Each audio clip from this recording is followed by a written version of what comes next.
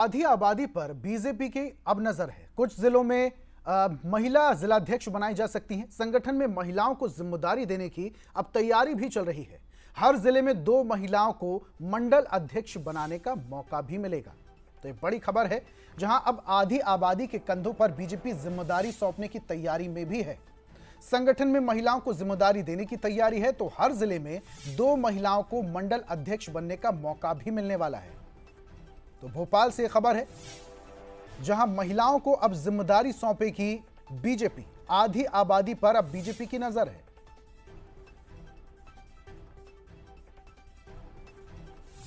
और ज्यादा जानकारी के साथ बीजेपी कार्यालय से हमारे executive editor Manoj Saini ji live जुड़े हैं। सीधा रुख करते हैं। मनोज जी, आधी आबादी को साधने की तैयारी अब बीजेपी ने शुरू कर दी है। अब महिलाओं के कंधे में भी जवाबदारी दी जाएगी। ये किस तरीके से जवाबदारियां, जिम्मेदारियां दी जाएंगी? देखिए, भारतीय जनता पार्टी तो जब से सरकार में है या संगठन में है, महिलाओं को मौका देती रही है। हालांकि इस बीच में 33% की बात अलग अलग कही जाती रही जब संसद में बिल पास हुआ, लेकिन संगठन तो भारतीय जनता पार्टी अपना मजबूत करना चाहती है।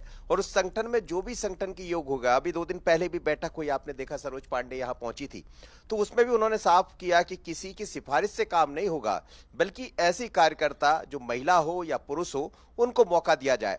और भारतीय जनता पार्टी की सरकारों ने, केंद्र और राज्य की सरकारों ने महिलाओं को लेकर काफी कुछ काम भी किया। लाडली बहना जैसी योजनाएं अभी दिखाई दे रही, महाराष्ट्र में भी उसी तरह की योजना दिखाई दी। तो जाहिर है कि संगठन में भी बीजेपी ये चाहेगी कि यदि महिला कार्यकर्ता ऐसी है जिसे मौका मिलना चाहिए, तो हो सकता है कि इस बार मंडल में भी महिला दिखाई पड़े, कोई जिलाध्यक्ष भी महिला बन जाए, तो इस बात से इंकार नहीं किया जा सकता। चुनाव के प्रभारी है इस समय, संगठन के प्रभारी मेरे साथ है रजनी अग्रवाल जी, उनसे भी मैं समझ लेता हूँ।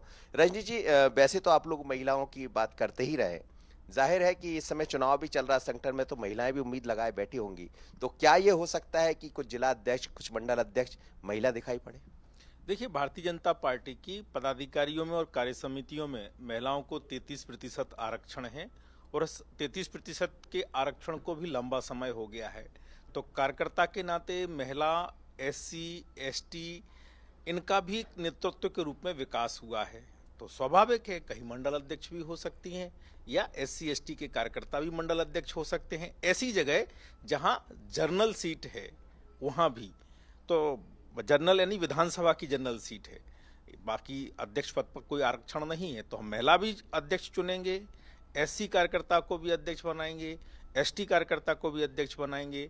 और जहां योग्य, क्षमतावान, कर्मठ ऐसे लोग हैं जो नेतृत्व कर सकते हैं मंडल का या जिले का, उनके हाथों में कमान आएगी।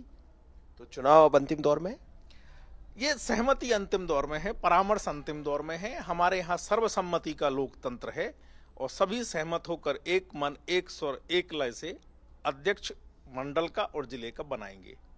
तो ऋषभ, 15 से 30 तारीख के बीच में, यानी दिसंबर की जो बात कर रहे हैं हम, उसमें मंडल अध्यक्ष का चयन हो जाएगा। उसके बाद 15 के पहले मंडल अध्यक्ष का चयन हो जाएगा और 15 से 30 के बीच में जिला अध्यक्ष की चयनित हो जाएंगे। लेकिन मानकर चलिएगा, जैसा रजनी जी भी कह रहे हैं कि ऐसे कर्मठ कार्यकर्ता है जिनको मौका मिल सकता है, तो इस बार कुछ महिलाएं तो नजर आने वाली है। बिल्कुल मनोज जी, बहुत बहुत शुक्रिया हमारे साथ तमाम जानकारियां साझा करने के लिए।